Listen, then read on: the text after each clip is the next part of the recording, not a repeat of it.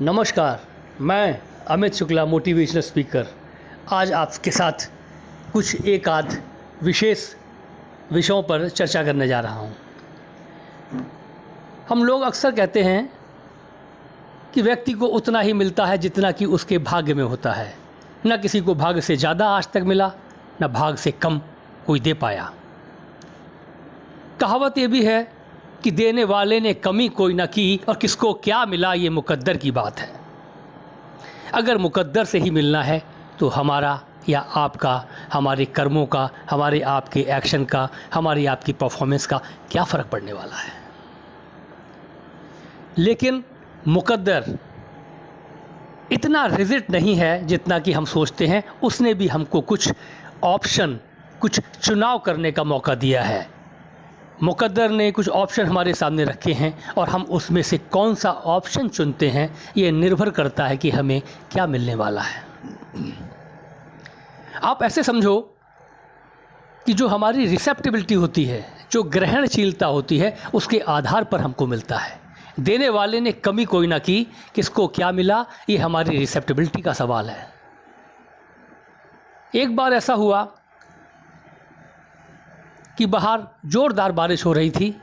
किसी ने आके कहा कि भाई ज़रा देखो तो सही, सोना बरस रहा है, सोने के सिक्के बरस रहे हैं।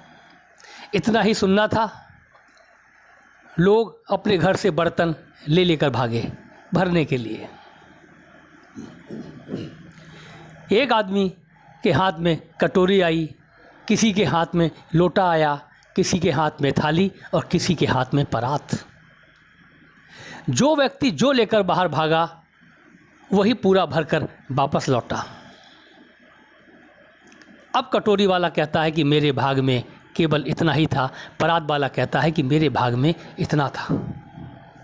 ये हमारी रिसेप्टिबिलिटी की बात है, हमारे चयन की बात है, हमारे ऑप्शन चुनने की बात है।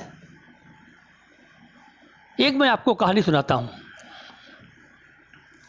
कहानियाँ हमें जीवन में बहुत सारी शिक्षाएं दे जाती हैं जो लाखों प्रीचिंग्स और पुस्तकों के पढ़ने के बाद भी हमको नहीं मिलता। कभी कभी छोटी छोटी कहानियाँ हमको वो शिक्षा दे जाती हैं।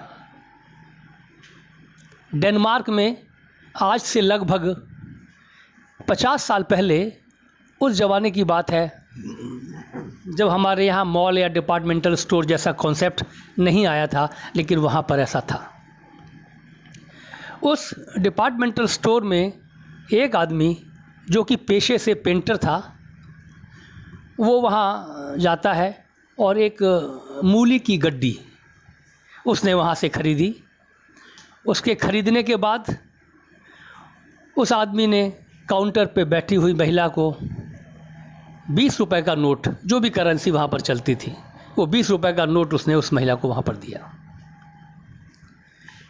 उस महिला ने उस पैसे को, नोट को अपने ड्रॉर में रखा और उसे बाकी के 18 या 19 रुपए जो भी थे उसको वापस किए। वह आदमी मूली की गड्डी लेकर चला गया। उसके जाने के 5 मिनट के बाद उस महिला ने देखा, जो कैश काउंटर पर बैठी हुई थी, कि अरे यह क्या हुआ, मेरे हाथ में ये हरा रंग कहाँ से आ गया।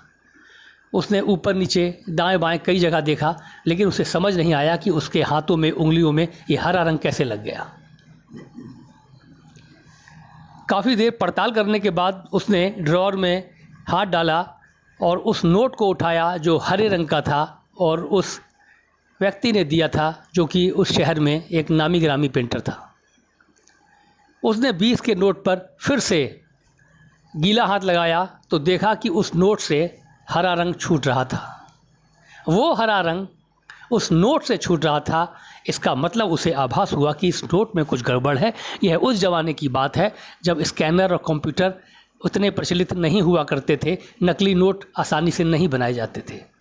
उस महिला ने पुलिस को फ़ोन किया। पुलिस के आने के बाद उसने बताया कि फ़लाना पेंटर मुझे नोट देकर गया है। पुलिस वहाँ पहुँची।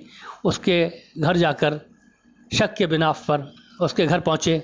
जाकर देखा तो देखा कि उसके घर में लैंप की रोशनी में 20-20 के कुछ और नोट भी सूख रहे थे। पुलिस ने उसे रंगे हाथों पकड़ लिया वो नकली नोट बनाता था, हाथ से पेंट करता था। इतना बड़ा कारीगर था, इतना बड़ा पेंटर था कि वो हाथ से नोट को पेंट कर लेता था और देखने से उसमें असली और नकली में अंतर महसूस नहीं होता था। जेल गया। जेल जाने के बाद उस आदमी को जो प्रॉपर्टी थी, जो घर था, वो उस देश के कानून के हिसाब से वो सब नीलाम कर दिया गया।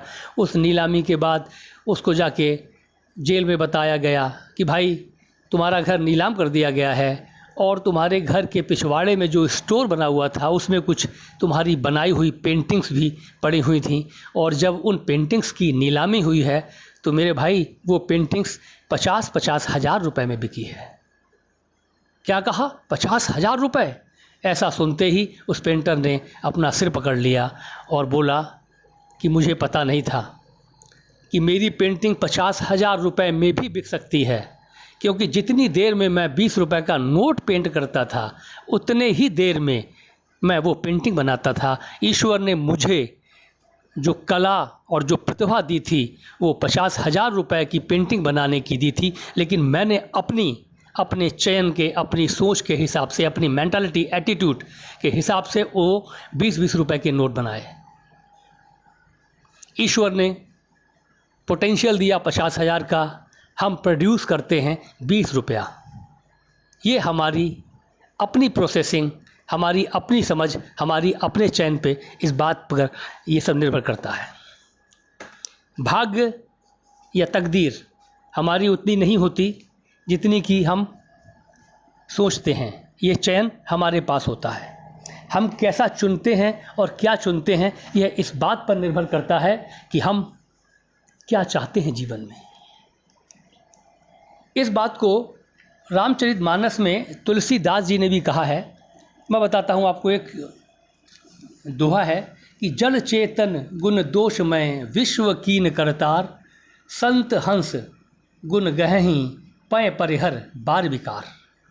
अर्थात इस संसार में, जड़ चेतन के संसार में ईश्वर ने गुण और दोष दोनों को चुन के रखा हुआ है। दोनों वहाँ उपस्थित हैं, और जो संत हंस के रूप में अपनी बुद्धि का, विवेक का प्रयोग करते हैं, वह उसी प्रकार जैसे हंस दूध को पी लेता है और पानी को छोड़ देता है, उसी प्रकार से जो गुण हैं, जो अच्छी चीज़ है, हमको वो चुननी चाहिए। बेकार चीज़ों का तिरस्कार करना चाहिए, त्याग करना चाहिए। यही हमारा भाग्य है। हमारा चयन अगर बेहतर है तो हमारा भाग्य बेहतर है। हमारा चयन अगर कमज़ोर है तो हमारा भाग्य कमज़ोर है। तो चुनते समय विशेष ध्यान रखें। बस आपसे यही कहना चाहता हूँ। और अगले एपिसोड में, अगले वीडियो में आपसे फिर किसी और विषय पे हम चर्चा करेंगे। ओके, राम राम।